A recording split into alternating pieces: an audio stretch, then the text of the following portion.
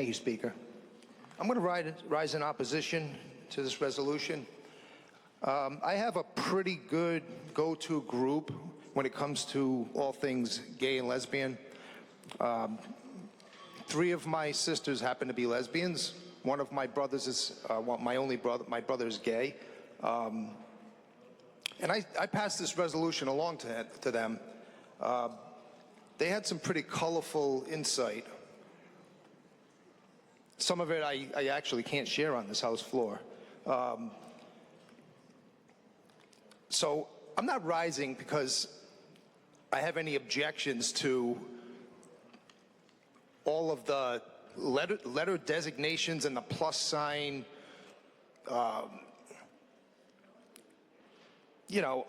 exercising their constitutional rights, of course.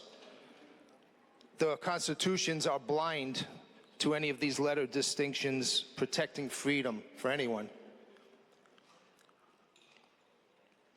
Contrary to popular social engineering, not all LGBs are okay with continually and thoughtlessly being pigeonholed with seemingly infinite variety of letter designations.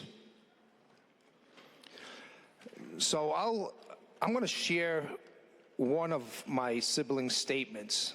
I'll share the kinder one first. I've read the LGBTQIA plus House resolution. First off, I'd like to share that I am a middle-aged, proud lesbian woman, happily married to a black woman for 17 years. We are married because it's legal. I'm insured under my wife's medical because it's legal. We own property in a mixed community because it's acceptable. We do not feel discriminated against. Our children and grandchildren are well adjusted because it's socially acceptable. I am self-employed and find that no one has any issues with me. I agree that our community is an integral part of Rhode Island, but disagree that we need any special treatment for our individual preferences. Sexual orientation has been inflated to a point where even I am exhausted listening. You're pushing this nonsense on people is what's setting our community back. I am many things, but my sexual orientation does not define me.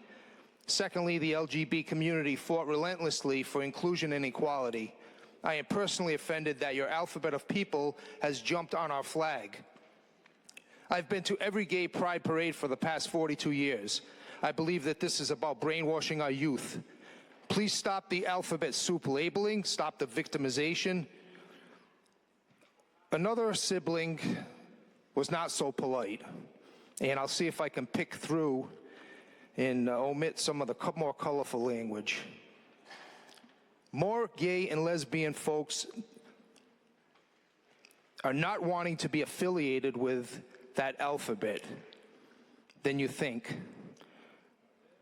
No, let's see. Yeah, I probably can't read that. Just reading the bill makes me cringe. Everyone already has the right to live their life freely and openly.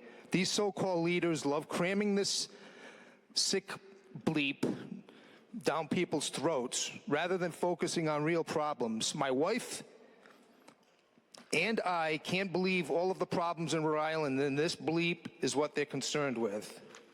We associate with no one and would never limit or box ourselves in, especially with a group. Well, I'll have to beep that out too. Representative, I'm not going to rule you out of order, but I'm just going to ask you respectfully to reiterate your feelings. I think you're very lucky to have same-sex siblings. I'm happy for you. But I would tell you, you can talk about your feelings. We don't get up and talk about our family's feelings. So I would ask you to speak to your feelings on the bill, please. Thank you. Thank you, Speaker. And, I apologize, but I have seen it done here before. People go off in, different tangents here. And so, I try to rein everybody in. So you don't want to hear from my last sibling? I prefer to hear from you.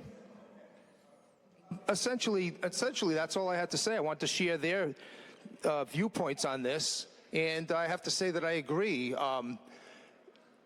More and more of the LGBT community do not want to be put into an alphabet soup mix, and that's the bottom line. Thank you.